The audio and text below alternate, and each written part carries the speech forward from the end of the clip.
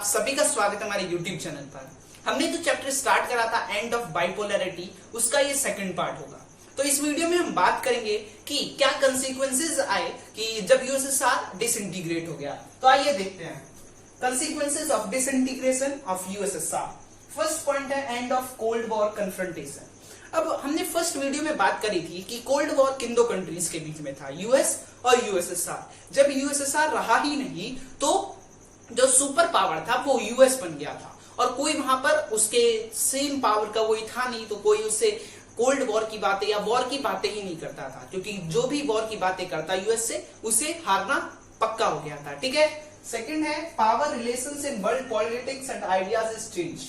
तो power relations, जो power थे, जैसे कि पहले क्या था कि दो ब्लॉक्स बन गए थे, कुछ यूएस के साथ रहते थे, कुछ यूएसएसआर के साथ रहते थे। लेकिन जब यूएसएसआर डिसइंटीग्रेट हो गया तब क्या था, तब सब अपने रिलेशंस अलग अलग कंट्रीज के साथ बनाने लग गए। जैसे कि कुछ कंट्रीज ने यूएस के साथ रिलेशन बनाए, जैसे कि पाकिस्तान, चाइना, और वहीं पर कुछ कंट्रीज जैसे कि इंडिया, उन्होंने रसिया के साथ, मतलब यूएसएसआर के जो इनहेरिटरी था उसके साथ रिलेशन बनाया। और आइडियाज भी सबके चेंज हो गए थे, क्योंकि पहले सब कैपिटलिज्म को नहीं मानते थे, कुछ ही कंट्रीज कैपिटलिज्म को मानती थी। लेकिन जब यूएसएसआर डिसइंटीग्रेट हो गया तब कैपिटलिज्म पूरे वर्ल्ड में पॉपुलर हो गया।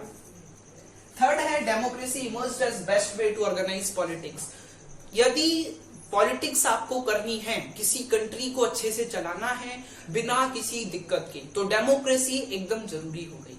जैसे कि हम आगे चैप्टर्स में पढ़ेंगे, ये पाकिस्तान था कि पाकिस्तान में डेमोक्रेसी नहीं रही, लगातार नहीं रही, क्योंकि जो मोस्ट ऑफ उनके जनरल थे, आर्मी लीडर थे, वो तख्ता पलट कर देते थे। लेकिन ऐसे समृद्ध देश वही बने, एकदम पॉलिटाइज्ड और सिविलाइज्ड देश वही थे जिनके अंदर डेमोक्रेसी एकदम अच्छे से रही और स्टार्टिंग से चलती आ रही है। ठीक है। फोर्थ है end of USSR meant emergence of new countries. मतलब यूएसएसआर जो था उसमें 15 कंट्रीज मिली थी। जैसे ही यूएसएसआर डिसइंटीग्रेट हुआ बहुत सारी नई कंट्रीज आई, सब अपनी नई नई पॉलिसी लाए और सबका जो प्रोडक्ट था, मतलब इकोनॉमी था, वो सब पूरे वर्ल्ड ट्रेड में ज्यादा होने लग गया, वर्ल्ड इकोनॉमी फोरम में जाने लग गया। ठीक है। जिससे ज्यादा इकोनॉमी जो थी वो वर्ल्ड की इंक्रीज हो गई थी। फिफ्थ देखते हैं यूएस बिकेम सोल पावर। ये हमने पहले भी डिस्कस करा था कि जब यूएसएसआर डिसइंटीग्रेट हो गया तो यूएस जो था वो सोल पावर बन गया पूरे वर्ल्ड का, एज अ सुपर लीडर या सुपर पावर बन गया। लास्ट पॉइंट है कैपिटलिस्ट इकोनॉमी बिकेम पावरफुल। जैसा कि हमने बात करी कि कम्युनिज्म जो था वो खत्म हो गया, सोशलिज्म खत्म हो गया, बच गया सिर्फ कैपिटलिस्ट, और कैपिटलिज्म जो था वही पॉपुलर होने लग गया। कैपिटलिज्म पॉपुलर हो गया और प्राइवेट इकोनॉमी को और ज्यादा बढ़ावा दिया जाने लगा। अब हम बात करते हैं शॉक थेरेपी की। शॉक थेरेपी की बात करें तो शॉक थेरेपी होती क्या है? शॉक थेरेपी एक ऐसा प्रोसेस होता है जिसमें हम ऑथोरिटेरियन सोशलिज्म को किसमें चेंज करते हैं? कैपिटलिज्म और डेमोक्रेसी में। ऑथोरिटेरियन सोशलिज्म को कैपिटलिज्म और डेमोक्रेसी में चेंज करते हैं, जैसा कि यूएसएसआर में हुआ। पहले वहां पर ऑथोरिटेरियन गवर्नमेंट थी और सोशलिज्म चल रहा था, लेकिन जब यूएसएसआर डिसइंटीग्रेट हो गया, फिर रसिया और बहुत सारे देश में चेंज हो गया, तो सब में क्या था, क्या फैल गया? कैपिटलिज्म फैल गया और डेमोक्रेसी को चुना गया। अब वहां पर जो डेवलपमेंट था, डेवलपमेंट का मतलब क्या था? डेवलपमेंट का एकमात्र मतलब था कि आप ज्यादा से ज्यादा ट्रेड करिए, ट्रेड व्यापार करिए, और सारी जो दूसरी कंट्रीज थी सब फ्री ट्रेड कर दे, कोई टैक्सेस ना लगाए किसी भी कंट्रीज के ऊपर, उसकी ट्रेड के ऊपर। इसी को उन्होंने डेवलपमेंट कहा और प्राइवेट इकोनॉमी को बहुत ज्यादा बढ़ावा दिया जाने लगा। अब हम बात करेंगे कंसीक्वेंसेस ऑफ शॉक थेरेपी की।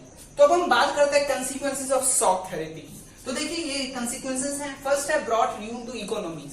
मतलब इकोनॉमी जो थी वो बहुत नीचे गिर गई थी। इकोनॉमी इतनी नीचे गिर गई कि बहुत सारे लोग जो थे वो एकदम गरीब हो गए थे। पहले क्या था, जब कम्युनिज्म चलता आ रहा, वो सोशलिज्म चलता आ रहा था, कि उसमें एक मिनिमम स्टैंडर्ड ऑफ लिविंग बना दी गई थी कि इससे नीचे लोग रह ही नहीं सकते। लेकिन यहाँ पर ऐसा नहीं था, यहाँ पर सिर्फ पॉवर्टी चली रही थी। ठीक है। सेकेंड पॉइंट है इंडस्ट्रियल कॉम्प्लेक्स ऑलमोस्ट कोलैप्स्ड।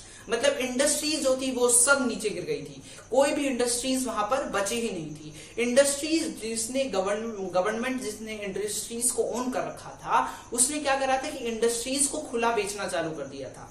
वो जनता को टोकन्स बांट रहे थे कि आप इतने % डिस्काउंट पर ले जाइए, लेकिन बहुत सारी जो जनता थी वो पुअर थी तो वो भी नहीं खरीद पा रही थी। थर्ड है वैल्यू ऑफ रूबल डिक्लाइन। अब ये रूबल जो था वो यूएसएसआर की मतलब करेंसी थी, अब उसकी जो वैल्यू थी वो लगातार गिरती जा रही थी, ठीक है। फोर्थ है पॉवर्टी, गरीबी बहुत ज्यादा हो गई थी। फिफ्थ माफिया इमर्ज्ड, जैसे कि आप सुनते हैं माफिया, तो माफिया एक ग्रुप होता है डॉन्स का, वो आ गया था, ठीक है। सबसे पहले जो इमर्ज हुआ वो यूएसएसआर में माफिया इमर्ज हुआ। सिक्स है society was divided between rich and poor. अब सोसाइटी जो थी वो दो पार्ट्स में डिवाइड हो गई, एक रिच में एक पुअर में। अब जो कम्युनिस्ट पार्टी के नेता थे वो रिच रह गए थे और बाकी के जितने भी आदमी थे वो सब पुअर बन गए थे। तो जो ये सोसाइटी थी वो रिच और पुअर सेक्शंस में डिवाइड हो गई, जो कि पहले नहीं थी। और लास्ट है कॉन्स्टिट्यूशन वॉज वीक। अब इतनी जल्दी ये ऐसा शॉक थेरेपी हुई कि आदमियों को क्या हुआ कि कॉन्स्टिट्यूशन बनाने का ज्यादा टाइम नहीं हुआ, तो उन्होंने एकदम वीक कॉन्स्टिट्यूशन बना दिया। और उससे जो लीडर्स आए उन्हें इतनी प्रिविलेज मिल गई कि वो जब तक चाहे वो तब तक रह सकते थे। जैसा कि अभी रसिया में व्लादिमीर पुतिन है, वो जब तक चाहे तब तक राष्ट्रपति बने रह सकते हैं, ठीक है। अब हम बात करते हैं इंडिया और यूएसएसआर में रिलेशंस कैसे थे। हम बात करें तो बहुत अच्छे रिलेशंस थे, जैसे कि हमने बात करा था कि 1971 में इंडिया और यूएसएसआर ने एक ट्रीटी साइन करी थी, जिसके अकॉर्डिंग 20 साल की वो फ्रेंडशिप ट्रीटी थी और जब भी इंडिया को कुछ जरूरत पड़ेगी तो यूएसएसआर हेल्प करेगा। ये हो गई कि लड़ाई के लिए कैसी हुई। अब इकोनॉमिक ट्रीटी की बात करें तो यूएसएसआर जो था वो इकोनॉमी में बहुत ज्यादा हेल्प करता था इंडिया की, फाइनेंशियल एड देता रहता था। बात करें हम कल्चरल की तो कल्चरल जो थे वो बहुत ज्यादा अच्छे थे। वहां के जो बड़े बड़े लीडर्स थे वो इंडिया आते रहते थे और इंडिया के जो लीडर्स थे वो वहां जाते रहते थे। हम सिक्योरिटी की बात करें तो सिक्योरिटी में सबसे ज्यादा गन्स या सबसे ज्यादा मिलिट्री वॉरफेयर जो थे वो इंडिया यूएसएसआर से ही खरीदता था। तो ये चैप्टर हमारा खत्म हुआ। इसमें हमने पढ़ा एंड ऑफ बाइपोलैरिटी। बस ये हमने पढ़ा कि यूएसएसआर जो था वो खत्म हो चुका था और यूएस एक सोल पावर बन चुका था। तो तब तक के लिए थैंक यू और आगे की वीडियो जल्दी आएगी। And don't forget to like, share and subscribe.